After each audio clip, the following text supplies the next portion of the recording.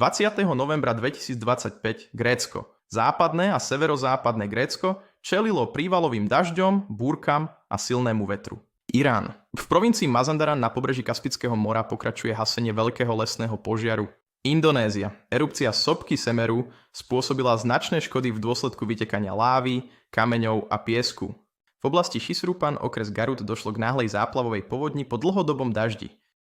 Vietnam. Záplavy sa stali jednou z najväčších prírodných katastrof v regióne za posledné roky. Kalifornia, USA. V okrese Orange bolo vyhlásené varovanie pred náhlymi záplavami. Flash flood warning. Texas, USA. V okrese Menard bolo vyhlásené zriedkavé mimoriadne varovanie pred náhlymi záplavami. Jamajka. V oblasti Westmoreland bol zaznamenaný nárast prírodných požiarov spôsobených suchými podmienkami a veľkým množstvom rastlinného odpadu, ktorý zostal po hurikáne Melissa.